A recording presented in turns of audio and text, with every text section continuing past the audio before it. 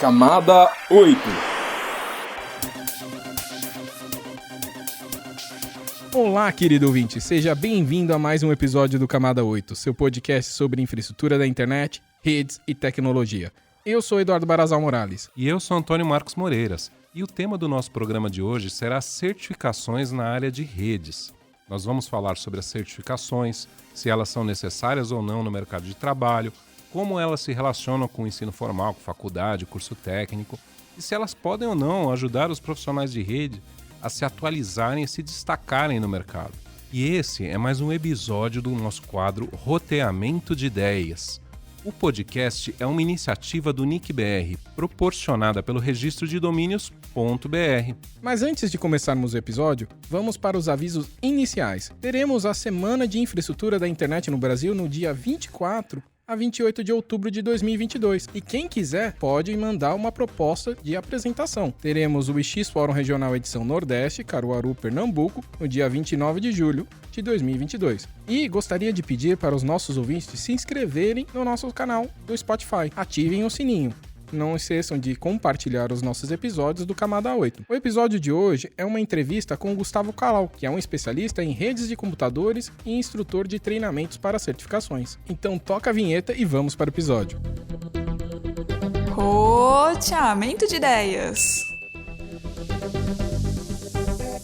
Então, Calau, seja bem-vindo ao nosso Camada 8, nosso podcast aí de infraestrutura.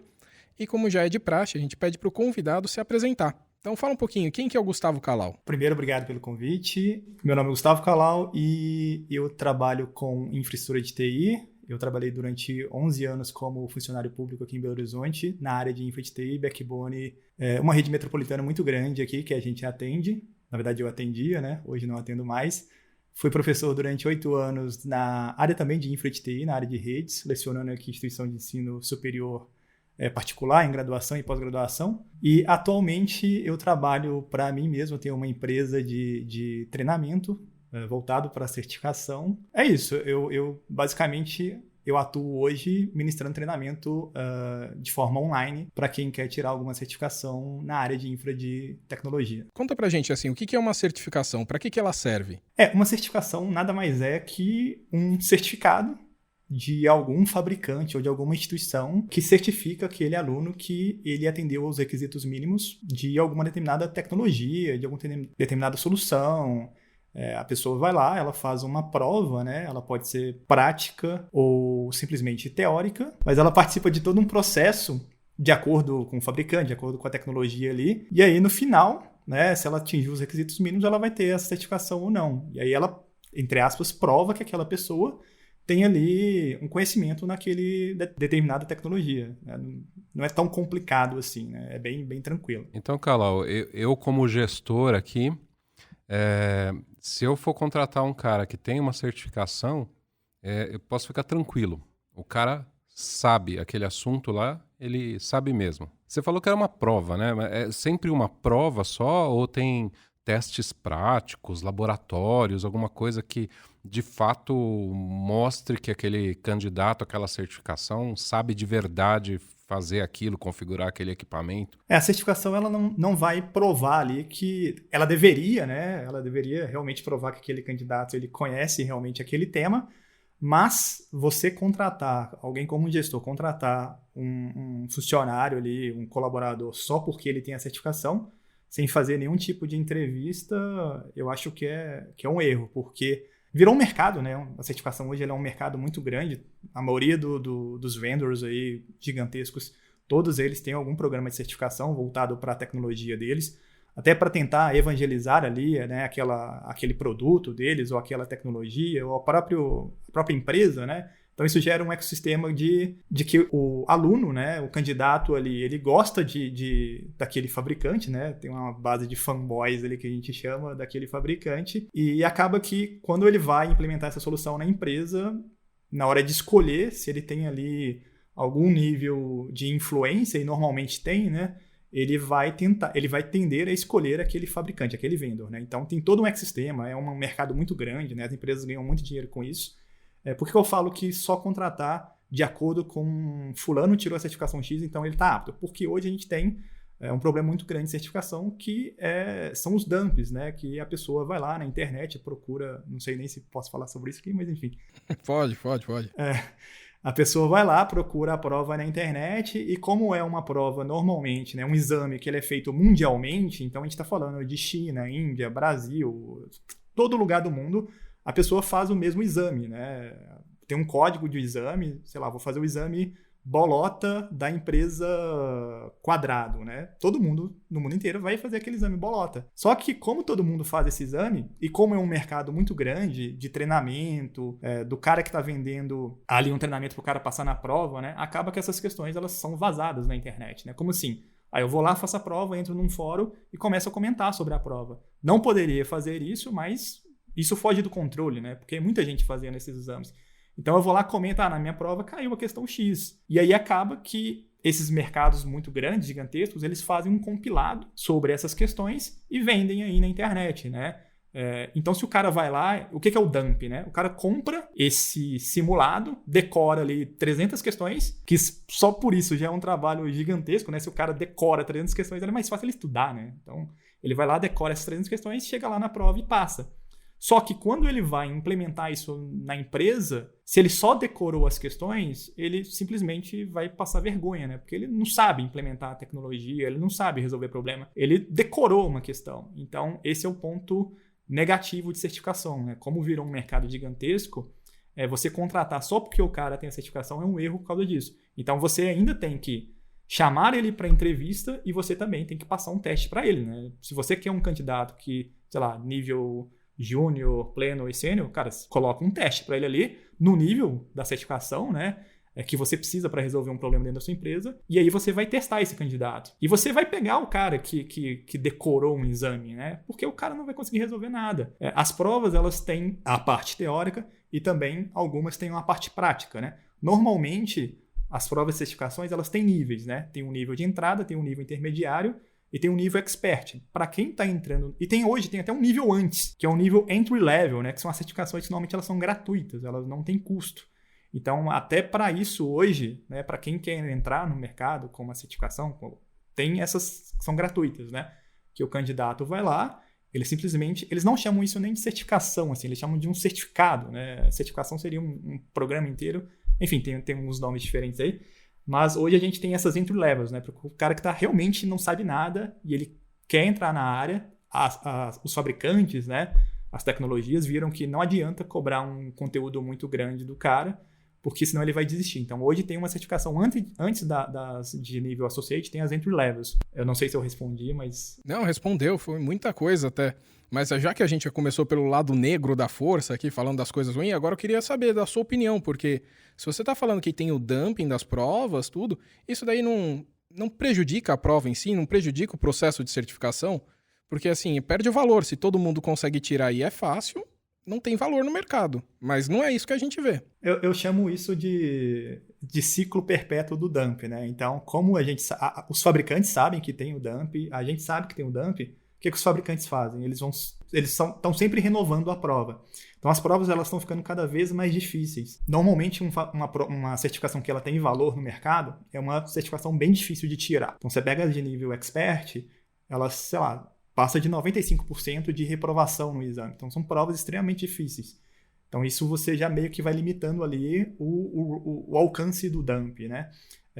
Existe também, para diversas empresas, integradoras, né? Ela precisa de um profissional certificado, porque para ela vender determinada tecnologia e para ela ganhar um desconto no fabricante ou para ela pegar um projeto muito grande do governo ou de uma instituição privada, eles, no edital de contratação daquela empresa, exige ali que eles tenham X profissionais certificados.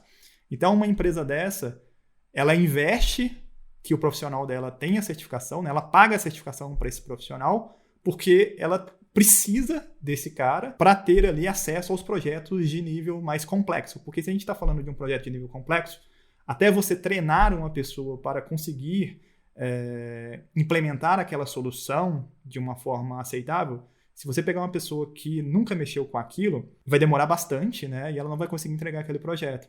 Então, se ela já tem um cara ali que é certificado, que ela, né, já fez a entrevista com ele, Eu falo que a certificação ela não te garante o emprego, mas ela pode te ajudar, né? Normalmente ela te ajuda a participar da entrevista. Na entrevista, assim como qualquer outra carreira de tecnologia ou qualquer outra carreira na vida da pessoa, né? Ela vai ter que provar ali na entrevista que realmente ela conhece, né? E como eu tô falando aqui de carreira técnica, tá? Eu não tô falando de carreira acadêmica, eu não tô falando de carreira de gestão. Gestão também, né? Tem certificação para gestão também.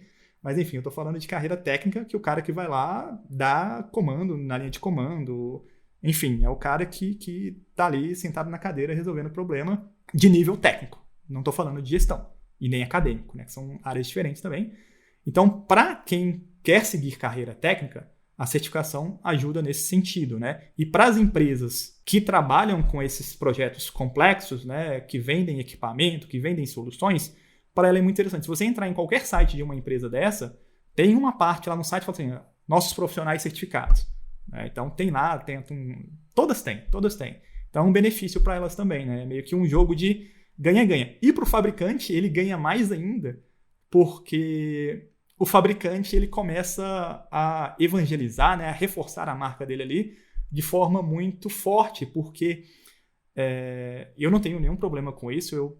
Eu trabalhei em empresa pública durante 11 anos, eu peguei todos os fabricantes possíveis, todos. Então eu não tenho nenhum preconceito com nenhum fabricante, eu gosto e não gosto de todos, eu já tive problema com todos, então para mim tanto faz, né? Mas tem gente que eu fico brincando, pô, cara, se eu for participar de uma entrevista e se não for o fabricante X, então você não entra na empresa. Porque a galera é tipo, sei lá, Xbox, PlayStation, sabe? O cara quer mexer só com aquilo, tipo, parece... É evangelização mesmo da marca, sabe? É muito forte. Já deu para entender que a certificação, assim, ela não é 100% perfeita, né? Como o Eduardo falou, tem um lado negro da força aí envolvido. E a gente não pode confiar 100% de que um profissional que tem a certificação sabe de fato aquele assunto. Mas eu imagino que na maior parte das vezes a gente possa confiar, até porque a certificação tem esse valor todo de mercado que a gente vê, né? As pessoas vão atrás, como você disse aí, as empresas publicam ali os certificados, tem gente que põe em licitação essa necessidade de ter profissionais certificados, esperando que os profissionais dessa forma sejam profissionais de fato qualificados para fazer aquele serviço, para prestar aquele serviço, né? Estou entendendo corretamente? Quer dizer, no geral, a certificação é um negócio positivo no sentido de fato, trazer algum grau de segurança de que aquele profissional lá está qualificado. Então, um profissional que tira a certificação sem trapacear aí, ele próprio está provando para si mesmo e para o mercado de que ele sabe aquele assunto, e o mercado pode, até um certo ponto, confiar nisso. É isso mesmo? Ou não? A certificação você acha que é uma coisa que... Não. Não, eu acho que ela né, para quem quer seguir nessa área técnica, eu acho que ela é muito importante. Ela não substitui uma graduação, uma pós-graduação, um mestrado, longe disso, né? Tem gente aí que fala que o negócio agora é certificação, então eu vou parar de estudar as outras coisas.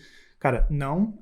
Você ainda precisa ter uma base acadêmica também. O que eu acho legal na certificação é que ela é muito direcionada para aquilo que talvez você queira aprender, né? Então, se eu me propus a estudar redes, eu vou pegar, né? Estou falando de backbone de operador aqui, ou backbone igual eu trabalhava aqui, que era basicamente OSPF, MPLS, BGP. Então, dificilmente, numa graduação tecnológica, que eu dava aula aqui, o aluno tinha um nível de detalhe nas disciplinas que eu atuava profissionalmente, né? Então, o que me ajudou na minha carreira, né? Por que a certificação me ajudou?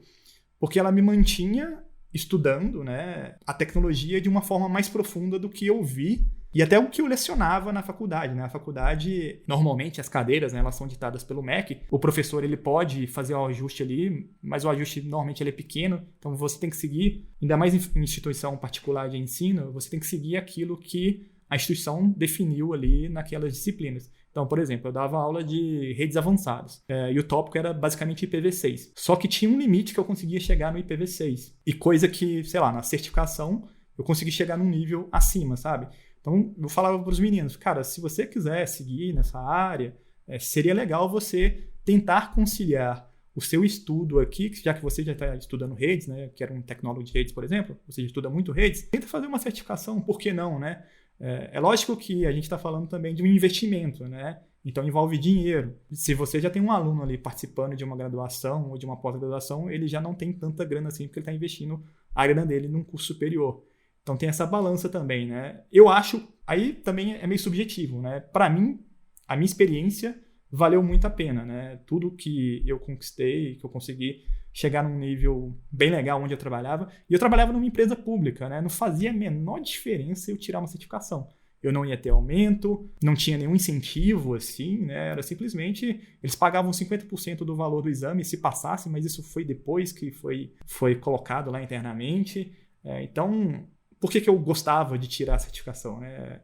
É porque aquilo me mantinha focado estudando. Então, eu acho que isso é uma coisa legal na certificação. Ela te dá um objetivo. E hoje, em tecnologia, a gente está falando de redes aqui, mas, cara, o cara que está começando na área, ele tem 1 milhão de carreiras que ele pode seguir, sabe? Tem muita coisa que ele pode seguir. Então, esse foco, esse objetivo, eu acho que ajuda bastante. Eu achei bem legal essa tua visão aí de que a certificação não substitui o ensino mais formal, uma faculdade, um curso técnico. Mas se você estivesse começando agora, se estivesse querendo entrar nessa carreira, trabalhar com internet, com redes, por exemplo, primeiro você procuraria um ensino mais formal? Ou primeiro você procuraria uma certificação? Ou você tentaria fazer as duas coisas juntas? Eu procuraria um ensino formal, mas eu faria alguma coisa mais focada. Eu não faria... Eu sou formado em sistema de informação. Sistema de informação é tipo engenharia da produção, né? Você não sabe nada a fundo, assim. É um monte de coisa jogada lá e você tem, né, pinceladas ali de várias coisas e depois você decide o que você vai seguir. Então, um curso que eu fiz era assim, né? A gente tem no mercado cursos mais focados, né? Tecnólogos e tal. Apesar de quem quer seguir, por exemplo, uma carreira... fazer um concurso público, normalmente o concurso público não aceita um cara formado em tecnólogo. Ele tem que ter um tecnólogo e uma pós, né? Então, tem também essa... Apesar de ser um curso de tiro curto, depois, se você quiser prestar um concurso, você vai ter que fazer uma pós-graduação. Então, eu faria o seguinte, eu faria um curso tecnólogo ou uma coisa mais focada ali naquilo que eu realmente quero. No final do curso, se for realmente aquilo que eu quero, né? Nas primeiras disciplinas, normalmente são a base, né? Aí do meio para o final eu tentaria uma certificação na área.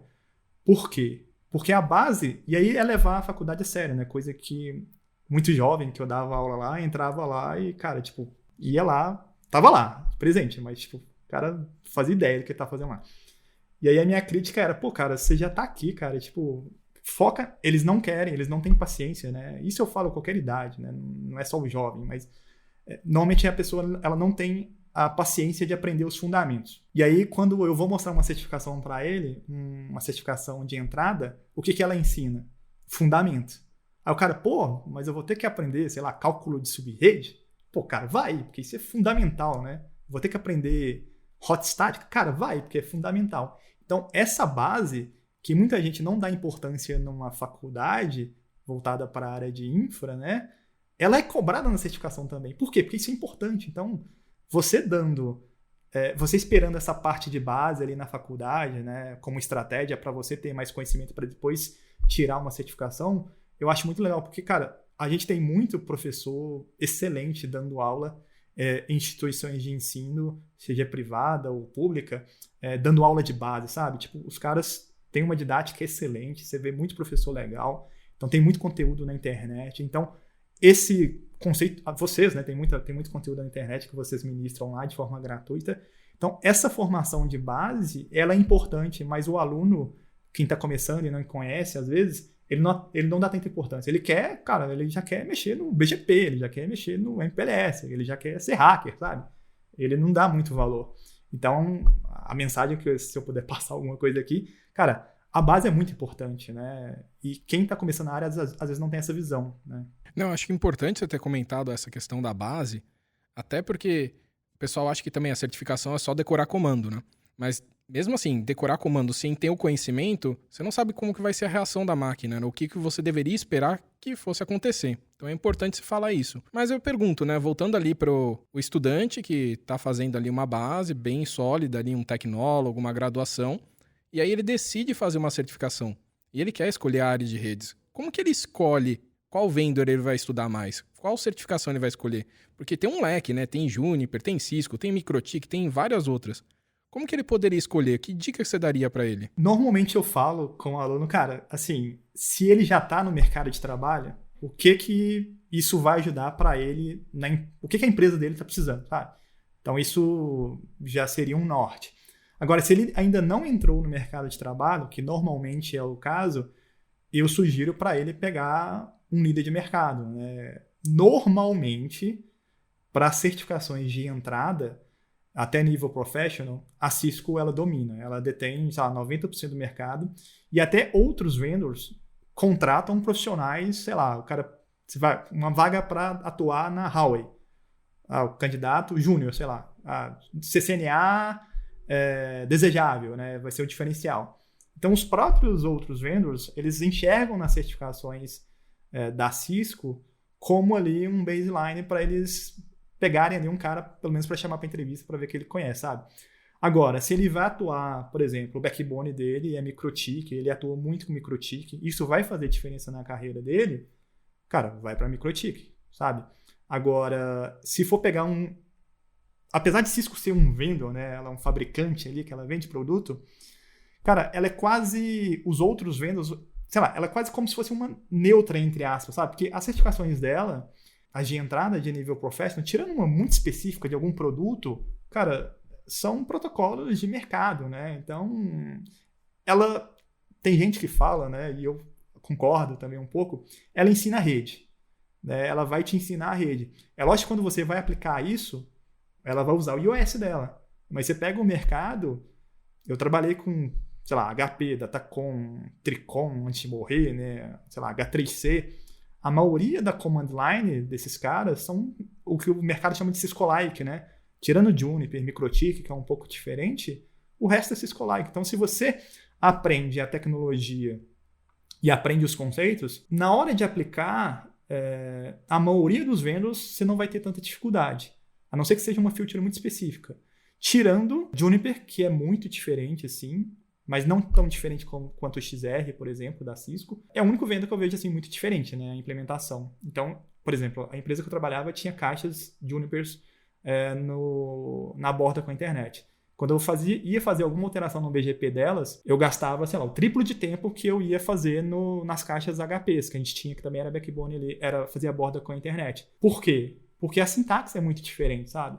Mas era a mesma coisa.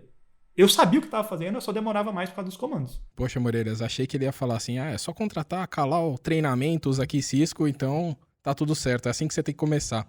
Mas não, ele foi bem tranquilo na resposta, né? Ele deu uma jogadinha a mais pra Cisco, que é o que ele tá dando treinamento, mas segurou, não segurou, Moreiras? Segurou um pouquinho.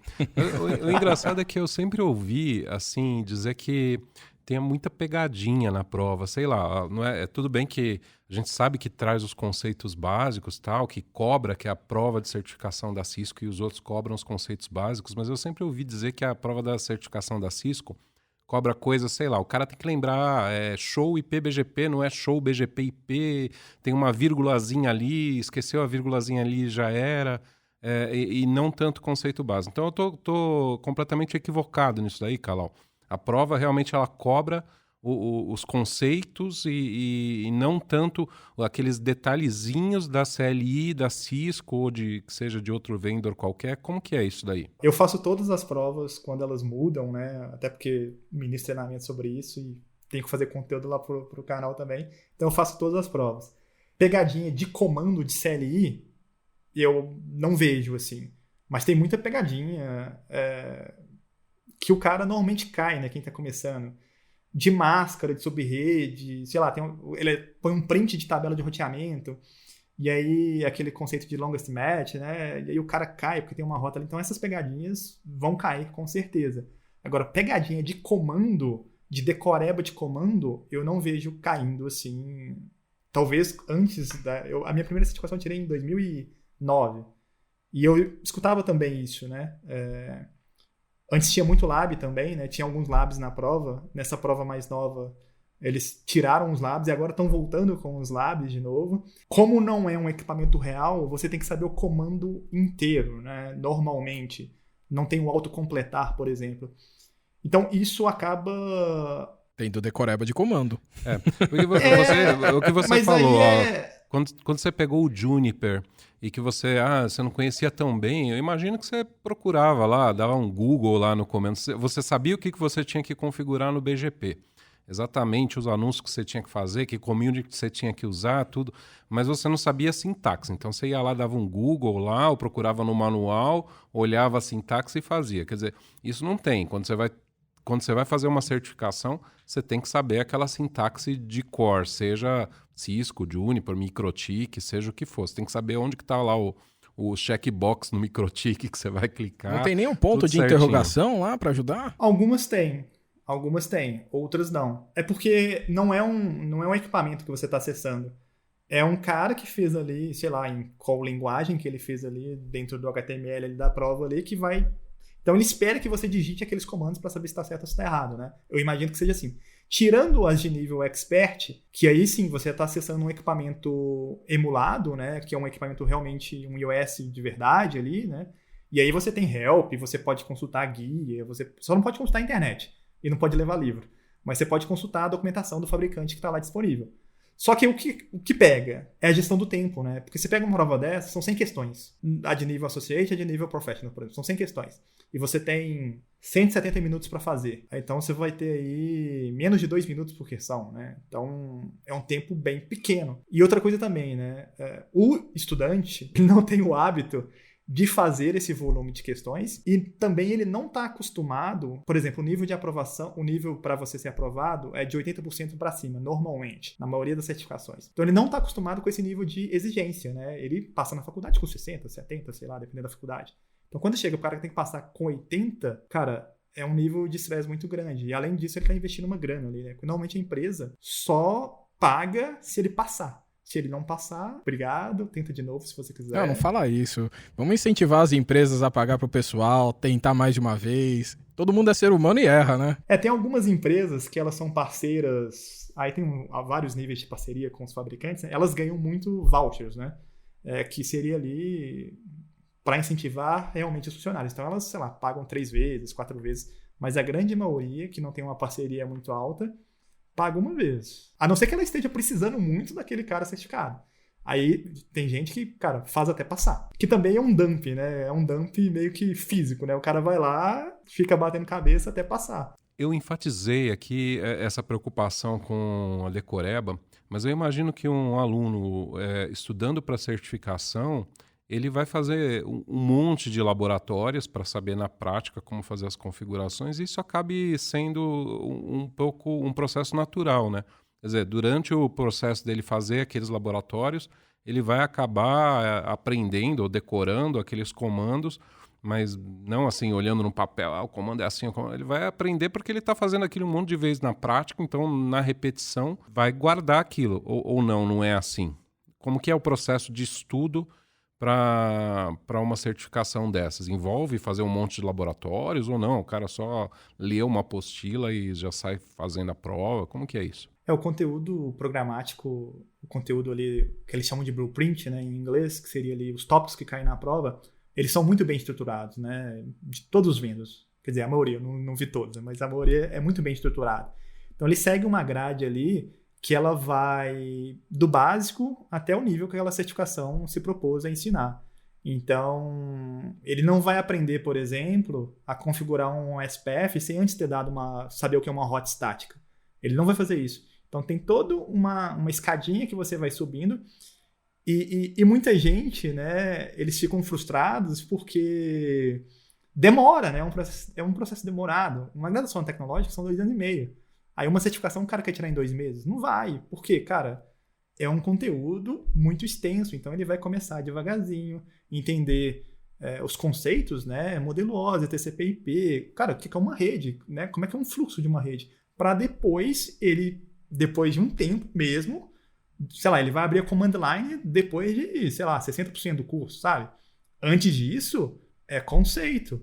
Não adianta você dar um IP route sem saber para que você está dando um IP route. E aí, se você não tiver a paciência, você acaba desistindo. Aí o cara, vou, sei lá, aprender outra coisa, tentar outra coisa. Mas é muito bem estruturado, sabe? É uma grade que ela segue ali, e ela vai crescendo ali, até no volume, né, de aprendizado ali. Mas ela começa do básico, ela começa ali facinho e tal. Quando vê, cara, você está configurando um equipamento, né? Não adianta, né, o cara começar e já querer ir para o lab, né? Muita gente quer, quando eu dava aula também era assim, na faculdade, o cara já queria ir pro lab. Eu falei, cara, não adianta se você não entender. Quando ele já tem a base e começa ali a parte de fazer lab e fazer simulados, cara, ele tem que fazer bastante justamente por isso, né? Para ele realmente entender o que ele tá fazendo. E aí, na hora que ele começa a dar comando, aí vai acender aquela lâmpadazinha na cabeça dele e falou, cara, eu acho que eu entendi, ou então acho que não entendi, volta no conceito para depois ir para prática, né? Mas aí, você acha que é quanto tempo dele começar a estudar para tirar uma certificação? Quando eu falo, os caras... Você falou 2 tipo, meses, assim, hein? o cara, eles ficam meio com raiva, assim. Eu falo, cara, 6 meses é 1 ano. 6 meses? 1 ano? 6 meses se você tem algum nível de experiência.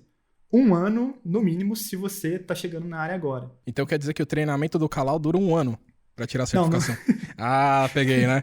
Depois faz o treinamento de 1 semana e quer que o cara tire, né? Bom, mas mudando de assunto aqui, vamos falar do conceito, vai. Queria saber do conteúdo. Você quer se justificar? Não, é porque os meus treinamentos, eles são gravados, né? Eu não dou aula ao vivo. Então, cara, eu falo pro cara, tipo, o aluno, cara, se você quiser consumir meu conteúdo todo em 1 mês, são, sei lá, 70 horas. Aí o cara, dá pra ir 2 horas. O cara faz a continha, né, de padaria. Se eu estudar 2 horas por dia, a pergunta que mais chega, quando eu vivo hoje de vender treinamento, né? Eu poderia simplesmente falar, cara, não, vai conseguir, com certeza. Aí o cara, se eu estudar 4 horas por dia, eu falei, cara, você estuda quanto por dia? Não estudo nada. Eu falei, cara, se você for correr uma maratona, são 42 quilômetros. Se você começar a treinar agora, você acha que você vai conseguir treinar, sei lá, 10 quilômetros por dia? Você vai treinar sei lá, 600 metros. Não é assim. Estudo, cara, é a mesma ideia, sabe? Não adianta você se enganar e falar que vai estudar 4 horas por dia, porque você não vai. Não vai. A não ser que você já está no final ali do seu processo de estudo e você realmente já criou aquele hábito. Eu estou muito coach, né? Já criou aquele hábito ali e você realmente consegue direcionar o seu esforço para aquilo. Porque a gente tem várias outras atividades durante o dia, né? Então a galera tem família, a galera tem filho, tem um esporte, tem um hobby e tal. Cara, se o cara estudar 1 hora com qualidade, é muito melhor do que ele falar que estuda 4 horas com o celular na mão, sabe? Então, aí o papo de coach aqui, cara, não se engane, sabe? Você não vai estudar 4 horas por dia, cara. Tipo, não vai. Não, entendi. Aqui eu provoquei também. Mas eu queria saber um pouco aí da questão dos conteúdos, né? Porque você falou assim, até pra questão de dumping, voltando um pouco da história, né? Você falou que os conteúdos, eles vão mudando, as perguntas vão mudando. E eu queria saber dos novos conteúdos, né? Então, por exemplo, IPv6. Você acha que já é cobrado? O pessoal já tem que saber? Já era uma coisa que deveria já estar na base e o cara entrar na certificação, ele já saber e já resolver. O Calal falou que dava aula na faculdade de redes avançadas e era IPv6, né?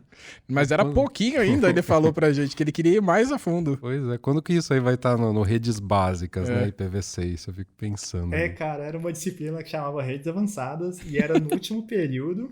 E aí, no final, já dava aula há muito tempo, eu gostava mais de pegar os alunos no final, não gostava de pegar o primeiro período, porque, era depois aí que eles fizeram algumas alterações no MEC, podia, por exemplo, sala com 100 alunos. Cara, eu achava impossível dar uma aula com 100 alunos. Aí no 5º período, já era, sei lá, 10 alunos, 8 alunos, aí eu era tranquilo. Nas certificações, desde, sei lá, os últimos 3 anos, ela já cobra IPv6, só que eu acho que ela não cobra do jeito que deveria, né? Se você pegar... 3 anos? É isso mesmo? 3 anos Isso. atrás? Tipo assim... O IPv6 surgiu quando, Moreiras? 98. 98 lá. 95 o pessoal tava discutindo. No século passado. Né? E há 3 anos atrás botou aí na certificação, é isso? Agora, se você pegar o blueprint lá, a ementa lá, tem lá IPv6 e tal, mas, cara, é muito pouco, sabe? Tipo, se você pegar numa prova de nível Associate, o que eles cobram de IPv6? Vai ter um IPv6 e vai ter um IPv6 lá com um G no meio, sabe? Aí essa questão tá errada. Porque é hexadecimal, né? Então não tem G no endereço IPv6. É nesse nível, sabe? Eu fiz no CCIE em 2018 e pra mim, por exemplo, cara, era basicamente propagar o IPv6 na rede. Não tinha nada demais, sabe? Tinha, por exemplo, fechar uma sessão TCP usando IPv4, aí o Next Hope fica aquele Next Hope maluco, né, com IPv4, é um IPv6 adaptado ali, né? E eu tinha que mudar com uma roadmap. Só isso, cara. Mais nada. Tipo, nada. Mas se você pegar uma bibliografia da Cisco, lá do Cisco Press, né, que é a editora lá da própria Cisco, tem um livro muito bom só de IPv6 dos caras, assim, sabe? Só IPv6. Com muita coisa gratuita. Você consegue baixar todos os slides que... Esse cara também dá aula, né? Ele tem lá um site lá que você consegue baixar tudo de forma gratuita lá. Inclusive eu usava na minha aula lá. Tá em inglês, mas eu usava assim mesmo lá na minha aula lá. Então, apesar de ter muito conteúdo, nos exames, o nível de cobrança é muito baixo. E a galera assusta com IPv6, né, cara? Não sei porquê, assim, tipo, o endereço é muito grande. E eu falava assim, cara, isso aqui não precisa nem fazer cálculo de subrede, sabe? Tipo, eu mostrava alguma coisa ali, mas você não precisa, cara. Você tem que entender aqui e tal, mas não tem nenhuma cobrança profunda de IPv6, não, cara. Eu nunca peguei, assim.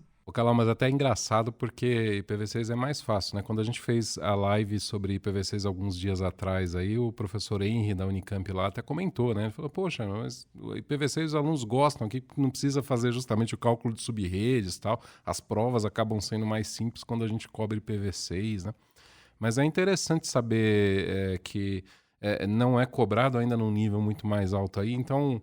O gestor aí de redes que está ouvindo a gente fica atento, né? Além de pegar o aluno certificado com a certificação básica lá de um vendor, ver se ele fez um curso de IPv6, por exemplo, o curso EAD que a gente tem gratuito de IPv6 básico aqui no NIC-BR, que o cara tem um certificadozinho, não é uma certificação, né?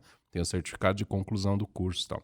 Agora, Calau, tudo bem, IPv6, então, você falou que tem, mas talvez não no nível ideal, mas tem a cobrança, mas e outros assuntos importantes, por exemplo, a questão de programabilidade das redes ou de acesso às caixas via alguma API, algum protocolo compatível aí com programação, NetConf-Yang, ou uso de Python com bibliotecas tipo NetMico, esse tipo de coisa. Isso já cai numa certificação básica, porque a gente está vendo hoje que o CLI está morrendo, né? As pessoas estão fazendo pequenos scripts, softwares, ou usando softwares mais complexos para fazer a configuração das caixas. Como que é isso?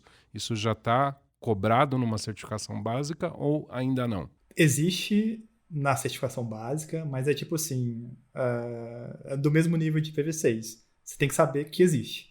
Não vai te cobrar nada demais, assim. Na verdade, ele vai te dar um conjunto de questões com vários códigos e vai falar, cara, qual é aí um XML? Então, você tem que identificar que aquele código é um XML. Mas você não precisa programar nada. Você tem que saber que existe e identificar. A Cisco e os outros vendors também, recentemente, eles lançaram trilhas específicas para esse segmento, né? A Cisco chama isso de DevNet. Aí os outros vendors têm outros nomes que eu não me recordo agora. Mas você pode, se você quiser, seguir uma trilha específica. O que é uma trilha, né? Você, nas certificações, você pode... Infraestrutura, de um modo geral, você pode aprender um monte de coisa. E falando de redes, a gente tem rede data center, a gente tem rede operadora, né? Service provider. A gente tem rede corporativa, que é a Cisco chama de enterprise. Você tem rede sem fio. Você tem segurança. E tem outras coisas que eu não vou lembrar aqui. Até a rede que eles chamam de rede colaborativa, né? Que é voz e vídeo, multicast, esse tipo de coisa. Então, a gente tem vários segmentos dentro da própria infraestrutura de TI e redes, né? Então, existem certificações para cada uma dessas trilhas, né? Então, se você quiser ser especialista do especialista, você vai seguindo naquela trilha ali. E hoje, existe uma trilha específica para quem quer seguir nessa área que talvez seja um futuro aí, né, de programability. Qual é a minha crítica com relação a programability, scripting, ou o que seja aí que a galera está chamando? É que as soluções dos fabricantes, elas são extremamente proprietárias. Então, se eu estudo, por exemplo, programability na Cisco, eu vou estudar soluções proprietárias. Eu vou estudar ACI, DNA Center, né, que são controllers extremamente fechadas, né? Eu não sei o que está rodando ali dentro. Ah, mas vai chegar um código ali que é um XML que ele vai interpretar. Beleza, mas eu vou estar ali na interface gráfica sem saber o que está ali dentro, sabe? A Cisco já chegou, acho que ela ainda apoia, né, os projetos da Open Daylight, esse tipo de coisa, mas as controllers delas ainda são todas fechadas. Por que a crítica? Porque se eu compro uma solução desse fabricante para programmability, a minha rede inteira tem que ser Cisco. Ou a minha rede inteira, se eu comprei da Juniper, tem que ser Juniper. Se eu comprei da Huawei, tem que ser Huawei. Isso numa empresa igual eu trabalhava, que era uma empresa pública, é impossível. Porque a licitação, quem vai ganhar é quem tiver o menor preço, ou quem atender ali a solução. Existe ali, né, até registro de preço e tal, mas é quase impossível você ficar forçando solução, né? Até antiético, né, você ficar fazendo isso. Então, qual empresa pública hoje no Brasil tem grana para ficar forçando ou investindo em soluções proprietárias? Isso, sabe, a maioria das empresas públicas, e inclusive a que eu trabalhei, a gente focava simplesmente em protocolos abertos. Roteamento, OSPF, ponto. Ou sei lá, se quisesse usar ISIS também, sabe? A gente não implementava nada proprietário, porque, cara, eu tinha todos os fabricantes dentro. Como é que eu vou fazer interoperabilidade se eu compro uma solução proprietária? Então, ainda vejo essas controllers, elas não conseguem. Ela fala, consigo atuar em outro fabricante, mas não faz nada, sabe? Tipo, é muito pequeno. Então, essa é a crítica aí com programabilidade. Eu não vejo nada software livre em rede enterprise funcionando realmente, sabe? É um assunto até para um outro podcast, né? Mas você tem razão, empresa pública é complicadíssimo, mas empresa privada também. Ninguém quer ficar preso num só vendor, né? Hoje pode ser uma boa solução, mas e amanhã? Daí você não pode trocar? Fica complicado, né? O gestor ou o técnico mesmo que faz isso, que recomenda isso, daí tá caindo numa furada. Então, padrões abertos, né? Padrões abertos é o que a gente tem que defender. Você está falando especificamente de SDN, eu acho, né? Para essas controllers. Aí eu estava pensando até em coisas mais simples, não na rede programável, mas em você interagir com as caixas via protocolos como o Netconf e Yang, que são padrões e tal. Mas deu para entender aí o ponto de vista e o que está acontecendo no mercado e espero que as coisas se acertem. Você consegue fazer hoje, por exemplo, né, eu trabalhava com todos os fabricantes, então chegou uma demanda lá, por exemplo, que era varrer todos os switches da rede, que eram 20 mil switches, Layer 2, né, e verificar se o span estava habilitado e se não tiver, habilitar. Ué, não é só entrar em cada um deles e verificar, não? Rapidinho, não? Podia também, né? Mas, tipo, cara, era o Calauzinho que tava lá, que tinha que fazer a parada. Eu tenho cada história pra contar que você não acredita, cara. Tipo, nossa, cara, parecia The Office o lugar que eu trabalhava, sabe? Era muito engraçado. Era tipo... Falei, cara, tá de sacanagem, né? Varrei 20 mil switches. Aí eu fiz em Python. Você sabe programar? Cara, não, era script, né? Não é uma programação orientada a objetos. Deixa eu ver seu script. Cara, eu mostro. Mas quem programa mesmo deve rir do negócio. E eu não consegui, por exemplo, fazer um único script. Então eu fiz um script pros tricons, um script pros... Tem como fazer um só. Mas, cara, tipo... Talvez no futuro eu aprenda a fazer, sabe? Tipo, mas eu tinha que atender aquelas demandas ali. E aí eu pegava a planilha lá, pegava os IPs, rodava no script, jogava e fazia. Funcionou para todos? Derrubei alguma rede? Derrubei, mas tipo assim, para 99% rodou legal. Então você consegue fazer essas tarefas repetitivas hoje e não era netconf nem nada. Era tipo assim, ele entrava no equipamento, dava um SSH ou telnet, quem não tinha SSH ali, logava e era calar o robô ali que estava lá dando comando, né? Era, sei lá, um expect da vida, ia lá e dava comando. As caixas que a gente tinha, cara, nenhuma tinha API. Quer dizer, tinha caixas dos data centers, os Nexus tinham API, sim. API, para quem não sabe, é você ter interação com o equipamento, né? Sem ser command line, né? Tem uma interface ali que, de forma programática, com software, né? É software conversando com software, né? Resumidamente. E aí, essas outras caixas, não, cara, tipo, caixa lá com mais de 10 anos, sabe? Quando eu entrei lá, tinha hub na rede. Isso há 11 anos atrás, sabe? O hub nem existia mais. Mas era o que tinha, né? Quando você trabalha numa empresa que não tem tanto investimento assim, igual uma empresa privada de grande porte, cara, você trabalha com o que tem. E foi lá que eu aprendi, eu era o cara Cisco, né, cara? Tipo, tinha só certificação Cisco. Entrei numa empresa que não tinha nada Cisco. A única caixa que não tinha Cisco era um 2960, sabe? Tipo, um L2zinho lá, não tinha nada Cisco. Eu tive que aprender tudo, cara, tipo... E foi difícil? Cara, o mais difícil foi mudar a minha cabeça, tipo, de fãzinho da Cisco ali pra aceitar que existem outros fabricantes. Isso foi o mais difícil. O resto, cara, nosso parque era todo Datacom praticamente, o nosso backbone. Agora que tava mudando, sabe? Com redes MPLS, com Huawei e tal, que tava ganhando um monte de licitação. Mas, tipo, cara, é o que o pessoal me pergunta, né? Mas você tirou certificação Cisco, vai trabalhar só com Cisco? Cara, não. Se você quiser, talvez sim, mas tipo, você vai conseguir implementar qualquer solução. Se você for aquele cara que tem ali a base sólida, você consegue trabalhar com qualquer fabricante. Tem a parte de mudança de setup, né? Que é você sair, que acontece muito, né? Eu tô ali no Datacom, dando comando, lá. Agora tem um ticket ali que eu vou ter que resolver um problema de um HP. Quando você entra no HP, você não vai dar, tipo, um show, sei lá, você vai dar um display, sabe? E aí até você, cara, dessa mudança de setup, você dá uma bugada no cérebro de vez em quando. Você tá com 10 command line aberta, um de cada fabricante, você pula de uma para outra, aí você vai ter um probleminha. Mas, tipo assim, cara, nada que a gente consiga superar, assim. Isso é bom, cara, porque é bom, né? Deixa a gente, sei lá, mais afiado. Pelo menos eu gostava, sabe? Não, a conversa aqui tá boa, Calau, mas a gente tem que terminar. Quer deixar alguma palavrinha para o nosso ouvinte? Algum material de referência? Como que ele pode começar a estudar para essas certificações? E como é que ele tem que se manter atualizado também, né? Porque a gente falou de PVCs, de SDNs, de coisas novas que estão entrando também nessas certificações. Normalmente, em todo vendor, tem todo fabricante, se você entra na página deles, tem uma parte lá de educacional e tal. E aí você vai lá na parte de certificação, a maioria deles tem uma certificação de nível de entrada que tem material gratuito, tem videoaula. Normalmente vai ser em inglês. Aí tem também um outro ponto negativo também da certificação, com exceção do Linux. O Linux tem uma comunidade muito grande no Brasil, então tudo é traduzido, tudo mesmo.